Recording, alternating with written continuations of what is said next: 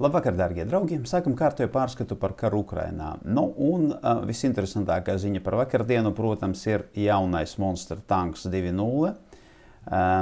Un atkal mēs redzam tādu pašu konfigurāciju, tādu pašu bezkaunīgu darbību, un, diemžēl, atkal šī tanka darbība bija veiksmīga. Šoreiz mēs redzam, ka sametināts viņš ir, uzreiz var pateikt, ka tas ir cits tanks, jo mēs redzam, ka, piemēram, aizmugurē daļa viņam ir aiztaisīta ciet un iepriekšējiem bija vaļā. Viņam ir cits jumts, un galvenā atšķirība no iepriekšējā tanka mēs redzam slāpēšanas sistēmu, kur atrodas tam uz jumta. Un tad tas arī ļāva tam tankam kārtējo reizi bezkaunīgi braukāt, darīt, ko grib, un atgriezties atpakaļ. Šoreiz, diemžēl, Krievijas armija ir iemācījusies to mācību no pirmā tanka. Šoreiz mēs neredzam video, kur tad Krievu karavīri lielās par to, kā viņi darbojas, tāpēc, ka šis tanks izpildīja savu uzdevumu un, diemžēl, atgriezās atpakaļ. Bet kur tas notika un kā, tad pastāstīšu reportāžas laikā. Ukrainas apšaudes ir ziņota viena Samarā. Samara ir šitā vietā, lidlaukā, un te tiek ziņots, ka ir iznīcināts Mi-8 helikopters. Sākotnēji informēja par to, ka tie ir droni, bet kaut kas man pasaka, ka neviens lielo dronu uz tādu lielu distanci priekš tāda bezjēdzīga mērķa, protams, ka nesūtīs. Visdrīzāk, ka tas patiešām ir drons, bet tas ir drons vietēju aktivistu, kuri tad ar nelielo dronu, atrodoties turpat netālu no Samaras, attiecīgi arī veica šo diversiju pret Krievijas armijas lidlauku. No Krievijas puses apšaude, kuru noteikti ir jāatzīmē, ir apšaude Černihivā, kur tad pēc informācijas ir trāpījušas 3 Iskander raķetes. Krievijas puse, kā parasti, ziņo par trāpīts hotelī, pamata mērķis bija hotelis, un tad Krievijas puse paziņo par to, ka tur atradās Ukrainas armijas karavīri. No Ukrainas puses mēs redzam pretējo bildi, tiek runās, ka tur bija civiliedzīvotāji, un pagaidām mēs nevaram iztaisīt 100%-īgu izteikt savu lēmumu un pateikt, kas tur precīzi ir noticis, bet sākotnēji kadri, ko mēs redzējām tur civiliedzīvotājus, kuri ir ievainoti un gājuši bojā, bet mēs neredzējām tur cilvēkus formā. Visdrīzāk rīt mums būs vairāk vizuālās informācijas par to, kas tad ir noticis, un tad mēs arī varēsim izdarīt savus secinājumus. Bet patreiz izskatās, ka tas ir kārtējs trāpījums civilam objektam, un kārtējais plus vēl viens kara noziegums, kuru tad izmeklēt pēc kara. Galvenā ziņa par Melno jūru, protams, ir Džankoja lidostas apšaude, un te ir trāpījušas vairākas raķetes, noteikti trāpījušas, un vairāki tad trāpījuma video ir. Krievijas puse pateica, ka uzbrukumā piedalījās 12 atakams raķetes. Patiesībā tās varētu būt arī Storm Shadow raķetes, pagaidām mēs nevaram 100% pateikt. Un tad tie ziņojumi, kurie ir tad ziņojums par to, ka no 12 raķetēm 6 tika notriektas, un tas interesantā veidā arī sakrīt ar tiem siltumā uzplauksnējiem objektiem, Džankoja lidlaukā, kur arī mēs redzam 6 tādus uzplauksnējumus. Tika ziņots, ka ir trāpījumi S-300 un S-400 kompleksiem munīcijas noliktavai, kas visdrīzāk ir taisnība, jo tie video parāda, ka ir sekundārās eksplozijas un diezgan lielas, kas nozīmē, ka ja summā ar S-400 vēl arī iznīcinātas raķetes šiem kompleksiem, tas ir dubult labi, un tiek ziņots par Mi-28 uzbrukumu helikopteriem. Pagaidām neko no tā apstiprināt es nevaru, jo tajā brīdī, kad es ierakstīju raidījumu, vēl nekādu svaigu satelītu uzņēmumu nebija.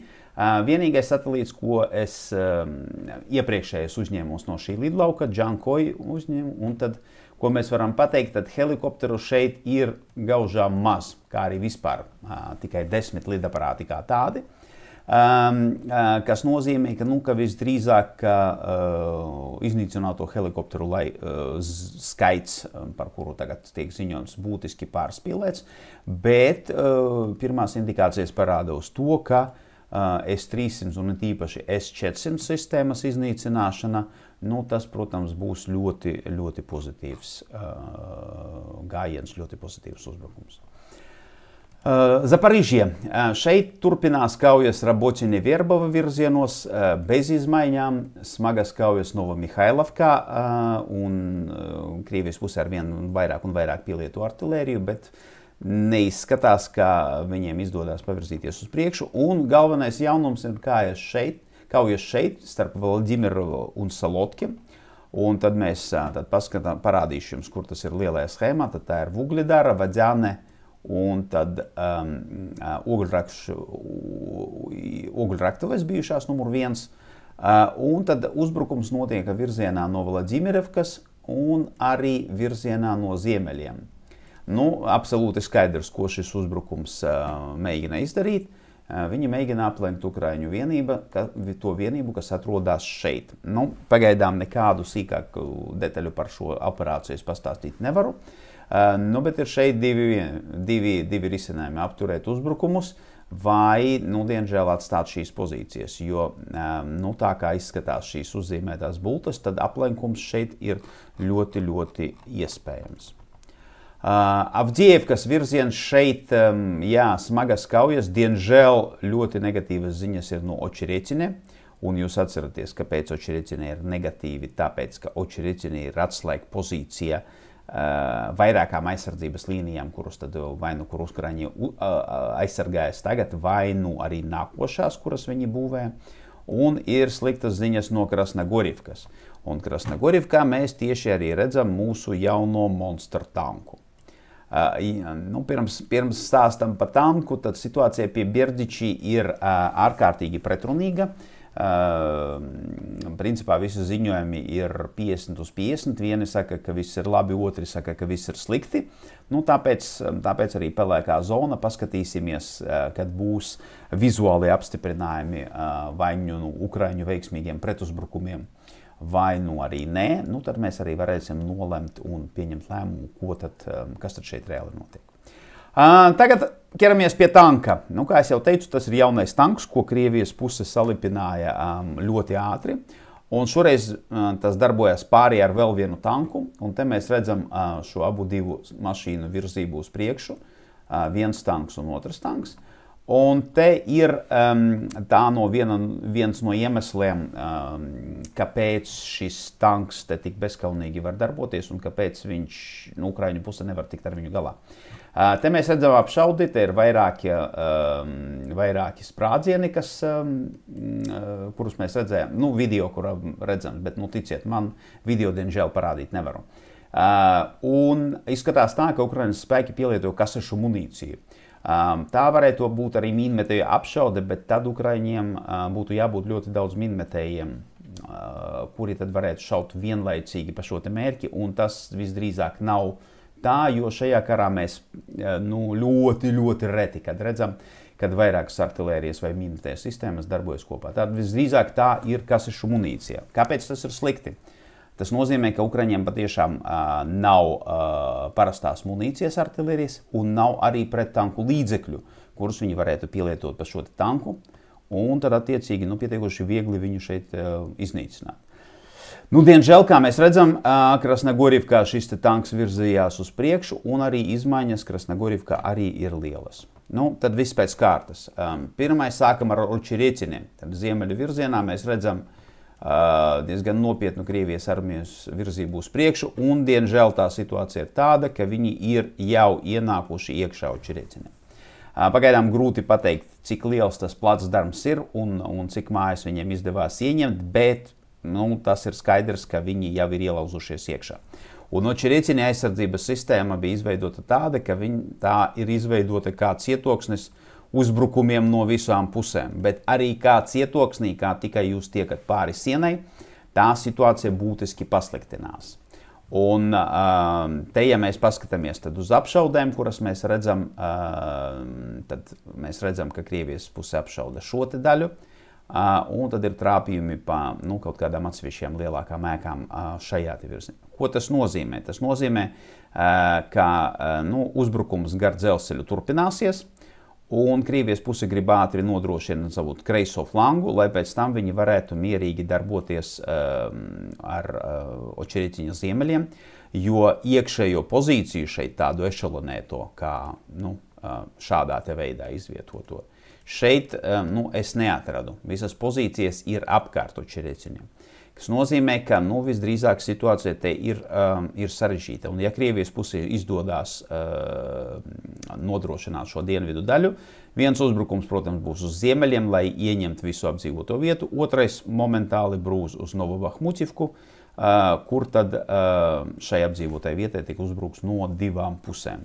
Diemžēl situācija te ir sarežģīta, un atceraties, kā es jau teicu, Očereciņa ir ļoti, ļoti svarīga pozīcija, kuru noturēt Ukrainas armijai vajadzētu par jebkuru cenu.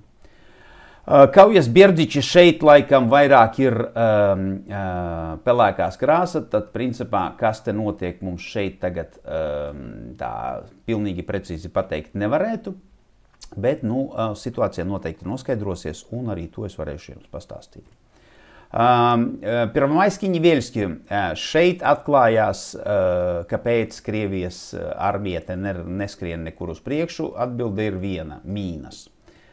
Ukraiņu puse ir nomīnējusi praktiski visu perimetru, un ir skaidrs, ka Krievijas armija te uzbrukt nekā būs tikpat grūti, kā Ukraiņiem uzbrukt pie Rabociņa pagājušā gada pretuzbrukumā.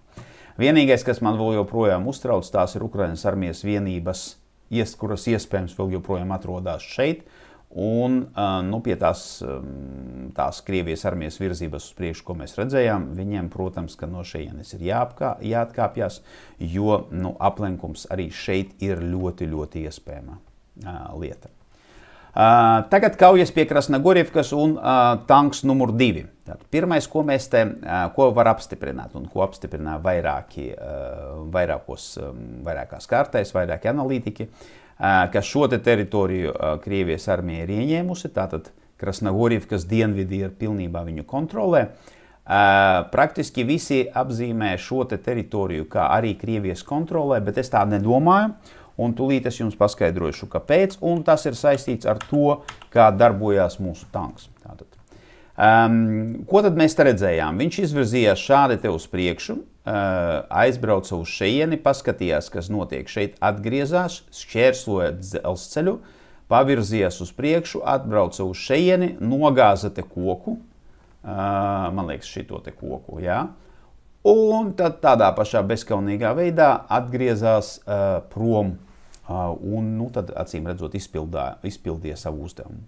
Es domāju, ka šis te tanks ir tādā pašā veidā pārbūvēts kā arī pirmais tanks, kā pamatā inženieru mašīna, jo viņš noteikti attīrīja ejumu iespējamās Ukraiņu mīnu laukos. Atceraties, šeit mīnu ir ļoti daudz. Un zaudējumi no mīnām arī ir ļoti lieli, tad attiecīgi viņš iztīrīja tos ceļus, pa kuriem tad varētu virzīties uz priekšu tālāk nākošie tanki un kaujas mašīnas, kad viņi ies uzbrukumā tālāk. Un otrā lieta, kad varētu notikt, viņi varētu sakoncentrēt Krievijas armijas vienības šeit, aptuveni šajā te rajonā, lai viņi varētu uzsākt uzbrukumu industriālai zonai, kas atrodas šeit. Kāpēc es domāju, ka šī teritorija pagaidām ir, pagaidām ir pelēkajā zonā? Tāpēc, ka, ja to zonu kontrolētu Krievijas armija, noteikti tanks pirmkārt ietu tālāk, otrkārt mēs redzētu vairāk tehnikas, kuras sekotu viņiem, lai tā spēku koncentrācija notiktu nevis šeit, bet gan notiktu šeit. Kas visdrīzāk norāda uz to, ka šo zonu Krievijas armija nekontrolē, un tur ir kaut kādi Ukraiņas armijas karavīri. Bet arī viņiem, kā mēs redzam, acīm redzami pietrūkst prettanku līdzekļu, jo arī ar šo te tanku, protams, ka tikt galā viņi varētu. Turpinām tālāk.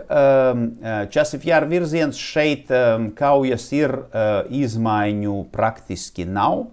Vienīgais video, par kuru es gribētu pastāstīt, tas arī ļoti izplatīts video. Šitien ir Krievijas armijas tanks, kurš tad virzās pa šo ceļu, brauc, beigās iebrauc iezarā un noslīkst. Grūti pateikt, kas ar to tanku un ar to ekipāžu ir noticis, bet ir tāds puskomiska epizode, kur tad mēs redzam, ka Krievija ir zaudējusi vienu tanku.